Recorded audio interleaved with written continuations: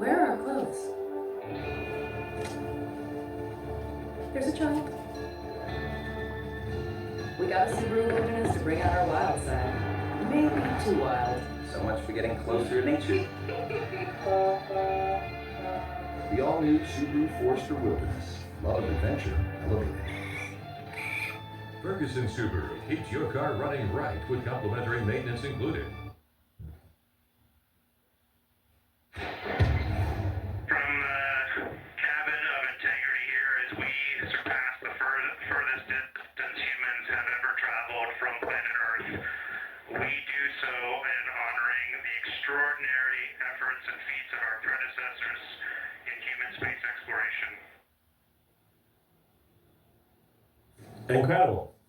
We are living through this. The Artemis II crew just breaking the record for the farthest humans have ever gone away from Earth. That is to say, farther than the moon, which we know from the moon landings of past lore.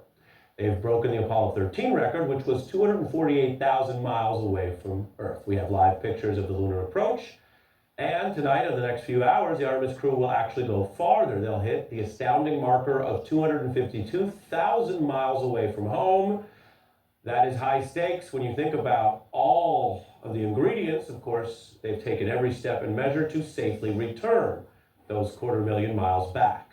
The Artemis is going to orbit around the dark side of the moon, a Pink Floyd moment if we've ever had one. While orbiting, the crew will experience a radio blackout that lasts about 41 minutes. That's the period of time where they're out too far away, so to speak, to be in connection with us. When the astronauts emerge, they'll experience a 53-minute solar eclipse where they can observe the sun's outer atmosphere, and the moon's gravity will then help fling them back home. Sounds like sci-fi or a movie, but this is your real world and your government NASA at work. Artemis II launching 5 days ago, the second in a series of missions that sends humans back to the lunar surface. The Artemis crew woke up this morning to a message from Jim Lovell, pilot for the Apollo 8 mission, sharing some words of encouragement and advice on the lunar flyby. Hello, Artemis II. This is Apollo astronaut Jim Lovell. Welcome to my old neighborhood. I'm proud to pass that torch on to you as you swing around the moon and lay the groundwork for missions to Mars for the benefit of all. It's a historic day, and I know how busy you'll be, but don't forget to enjoy the view. That's fair because the views, which many of us are sharing, are extraordinary. This is one of the first pictures they sent back. On the right is the nearer side of the moon. That's what faces us on Earth. On the left is the far side we've heard so much about. The Artemis crew are actually the first to see the far side with human eyes. Along their journey, the crew has been taking and sharing photos as they go. This is a flight that's allowed iPhones as well. Mission Commander Reed Weissman took this photo of the Earth seen from inside the Orion capsule. It really does all of our plane window and wing photos, puts them in a little bit of perspective. It's also reminiscent of Earthrise, one of the most famous pictures in history, which a prior NASA mission took and showed our own little blue marble rising, if you will, from the perspective of the moon.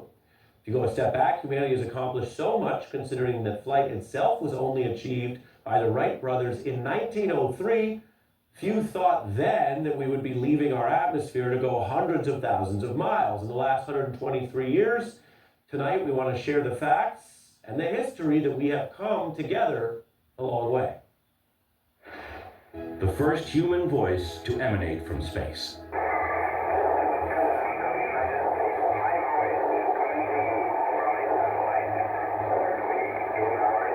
We choose to go to the moon, not because they are easy, but because they are hard. One small step for man, one giant leap for mankind. Liftoff of STS-7 and America's first woman astronaut. The future doesn't belong to the faint-hearted. It belongs to the brave.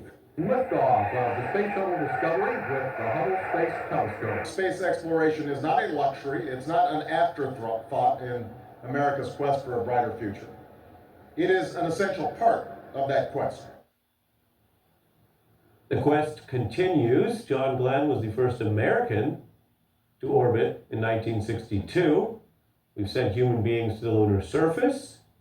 The first landing in 1969 was a pivotal moment not only in our U.S. history, but really what human beings with technology and science could actually do.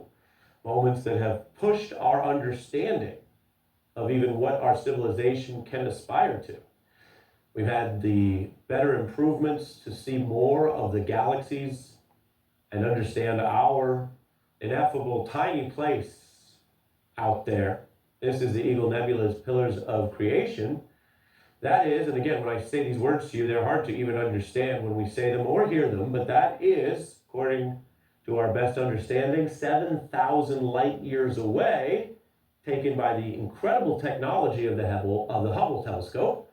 We've also sent robots all the way out to Mars. The first one, remember, was called the Sojourner rover in 1997. That was a panoramic glimpse of the red planet. There also was the Cassini mission, exploring the most beautiful planet, according to some, in our solar system, Saturn. This photo captures what that ringed planet looks like. And this is a first of its kind as well, because Saturn, its moons, rings, Earth, Venus, and Mars were visible at the same time. You can see them labeled here. This photo is called The Day the Earth Smiled. Or there's our farthest neighbor, Pluto, which has been downgraded from planet classification to now be called a dwarf planet. Its icy surface was seen in these, again, technologically advanced photos that really expand our understanding of our own reality and neighborhood. Some say you could even look out a little heart there on the lower right, if you're into that kind of shape fun. The Artemis crew will splash down back on Earth Friday. Today, there was another human and heartwarming moment we want to make sure you know about. Artemis was approaching the moon, and the mission commander there, Reed Weissman, was calling down to mission control to make this request that a heretofore unnamed crater could become a tribute to his late wife. And if you want to find this one, you look at Glushko, and it's just to the northwest of that, at the same latitude as Ohm, and it's a bright spot on the moon. And we would like to call it Carol, and you spell that Carroll. As he made that tribute, taking an important step on behalf of his country and science and civilization, he also was honoring Carol Weissman. She was a nurse practitioner, the mother of 2 daughters who died of cancer at 46 in the year 2020. Her husband taking a moment during this historic mission to make that memorial to her. We wanted to share that news with you as we consider what these trips can mean to all of us. We'll be right back.